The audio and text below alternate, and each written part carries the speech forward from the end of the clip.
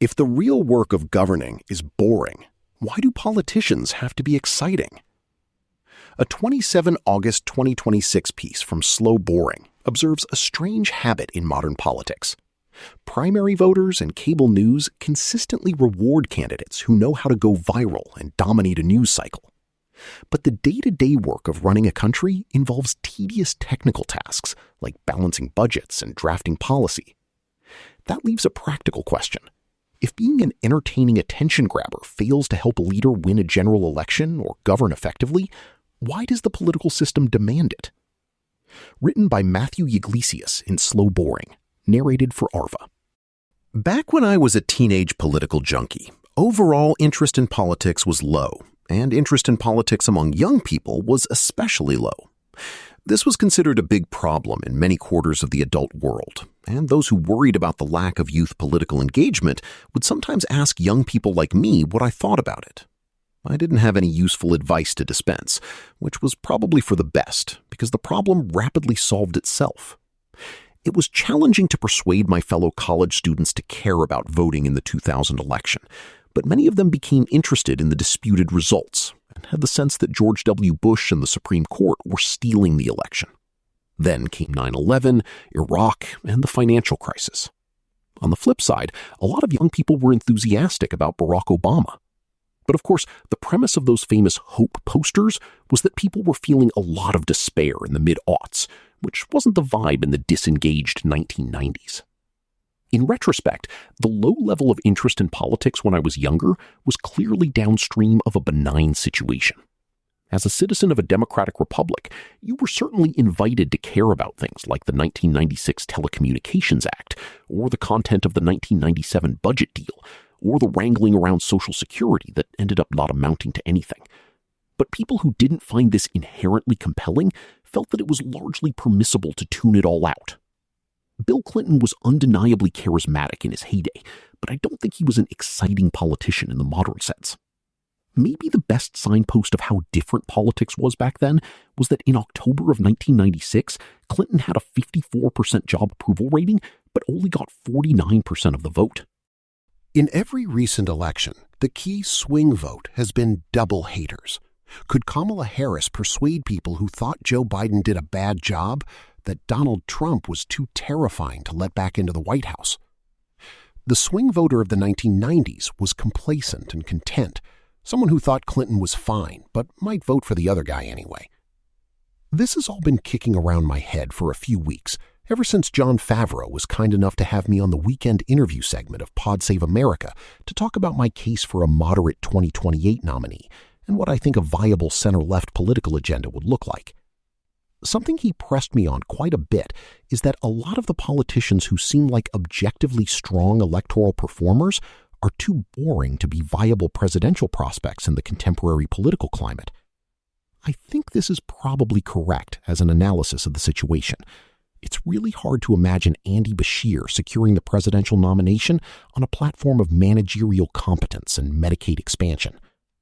But without denying that today's game requires a little razzle-dazzle, I want to say that this is bad. The point of representative government is to select leaders who will make reasonable policy choices and be effective stewards of citizens' rights and interests. It's not pro wrestling. A primary problem, not a general election one.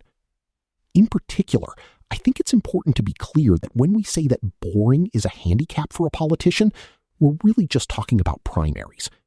Every time a weak electability candidate wins a primary over a stronger one, some annoying troll chimes in with, "If so-and-so was so electable, how come they didn't win the election?" That's dumb. Anyone who bothers to think about it for 5 seconds understands that primary electorates are different from the electorate in a general election. Banning abortion is a fine message in a Republican primary, but a terrible one in the general election. Democratic Party primary voters are desperate for politicians who will fight Trump, but general election swing voters worry that Democrats are too knee-jerk hostile to anything Trump says. Anyone who's not stupid or dishonest can see that the issue landscape is very different. But I think that because media figures spend so much time thinking about the media itself, they over-index on the practical upside of being a good interview or podcast guest. In particular, While the ability to command attention always has some value in politics, it's critical in a primary.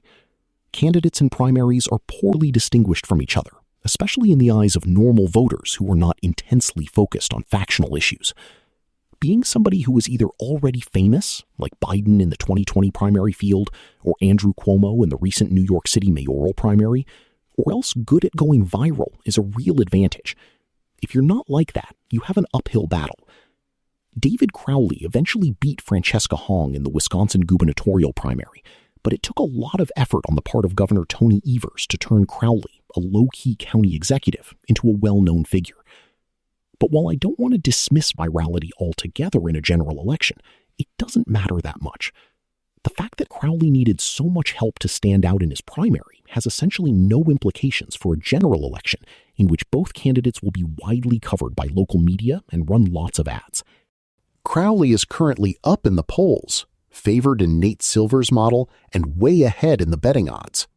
Of course, I don't know who'll win in every race in November, but I do know there are lots of politically successful governors: Laura Kelly, Andy Beshear, Katie Hobbs, Josh Stein, and Evers himself on the Democratic side, and Phil Scott and Kelly Ayotte on the Republican side, who are extremely low-key and even a bit dull. We also know that boring former Governor Roy Cooper is cruising to a Senate election win in North Carolina. Because Cooper is not a master of attention politics in the way that Zohran Mamdani is, we've had about 100 times as many articles asking what lessons Democrats can learn from Mamdani as articles asking what they can learn from Cooper. But beating Republicans in North Carolina is obviously more relevant to the broad question of how to stop MAGA than beating Andrew Cuomo in a primary in New York City. We pay attention to Mamdani because Mamdani is better at commanding attention. With our rational brains on, though, the lesson we should learn from Cooper is that mastering the attention economy isn't actually all that important. You could certainly imagine a world in which some young African-American state legislator in North Carolina who endorsed Bernie in 2020 decides to challenge Cooper. I think, based on everything we know, someone like that would have had support from the national insurgent left, and that an anti-APAC, Medicare for All message would have gotten a lot of traction in the primary. Cooper might have ended up flailing, and we'd all be asking, is he really as good of a politician as we thought?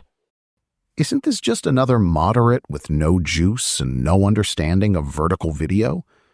But we know that a guy who doesn't need to battle it out in a contested primary can in fact be a formidable Senate nominee without being an exciting viral attention master. The peril of over-indexing. The reality, of course, is that presidential primaries are the most crowded primary elections of all, and whether I like it or not, skill at commanding attention really does matter here. Ultimately, political parties are largely defined by their presidential nominee, so the stakes are high, and in the real world, you can't just dismiss boringness as irrelevant. But I do want to insist on the importance of adding the "and that's bad" clause, because the audience for high-end political information needs to understand that we all as citizens have some volition and control over what we choose to view as exciting. Tons of people say that they care deeply about beating Republicans and checking the power of the MAGA movement. And if that is genuinely the thing you most care about, then you ought to choose to get excited about the politicians who are demonstrably good at it. When I first saw this split ticket table of which 2024 races were decided by candidate quality, I had no idea who Kristen McDonald-Rivet was.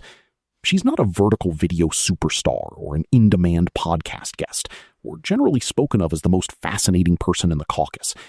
But because I'm interested in candidate quality, I got interested in a person who the numbers say is a stellar electoral performer. Having met and spoken with Representative McDonald-Rivet twice now, heard her deliver a talk, and watched her on 2 panels, I'm not surprised that people who live in Brooklyn and socialize primarily with other people who live in Brooklyn find her to be less exciting than Mamdani. She seems more like the kind of person who might appeal primarily to the kind of fairly square people who live in Michigan's 8th congressional district. I think all of us who work in the media should be at least a little bit self-reflective about the fact that not only is excitement in general not necessarily all that important to political success, but exciting can easily become a stand-in for the idea of appealing to our specific social peers. But this is a big country. Most voters are over 50 years old, live in the suburbs of mid-sized metro areas, and don't have college degrees. Of course, an ideal politician speaks to the hearts of many different kinds of people. Obama was beloved by wine-track upscale liberals, but also by working-class African Americans. And he also spent an enormous amount of time pandering to the views of non-college white Midwesterners. But it's important to remember that while it was the first two groups that powered his underdog 2008 primary win, it was the latter that secured his re-election in 2012. Governing is kind of boring. Everyone is upset right now about prices, affordability, and the cost of living, and it's good for the Democratic public to be mobilized on its own behalf. That being said, when you get down to it, the question of how policymakers can effectively address these concerns really hinges on a lot of tedious technical issues that most people are not inclined to study. By the same token, if you look at what held Obama back from being a truly great president, it amounts to the fact that the economic recovery was just too damn slow. And why was it too slow? Well, because congressional Democrats had an incorrect analysis of the macroeconomic situation. And when the White House made its stimulus proposal, it did so based on an incorrect analysis of the legislative dynamics.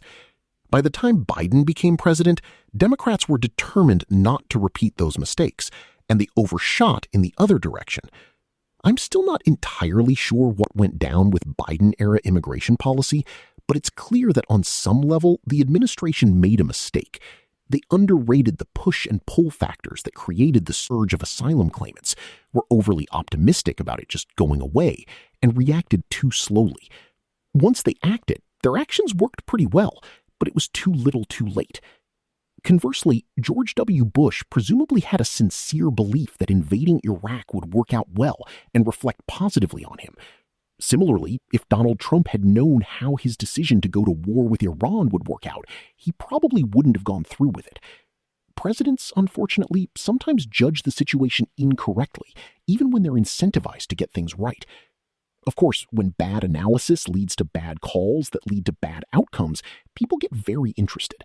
But the policy analysis itself is just sincerely not something that most people really want to do in a particularly serious or detailed way, which is fine. It just goes to show that the parts of politics that people find exciting or interesting aren't really the parts that are central to governing. So when you put it together, how exciting you are isn't important to winning general elections, and it also isn't important to doing a good job once you're in office. Given those two facts, if being boring is a crippling handicap in the nomination process, and I agree that it seems to be, that seems like a really damning indictment of the process. After all, while political junkies find the primary process entertaining, providing entertainment to political junkies is not the point of the process. The point is to pick a nominee who can win the general election and govern well, so we shouldn't be selecting on a criterion that's not related to either of those things. That's Flint and its suburbs, plus the Saginaw Midland Bay City combined statistical area, which Wikipedia reliably tells me is commonly known as the Tri-Cities, but I suspect in practice is not commonly known as anything to anyone outside of Michigan.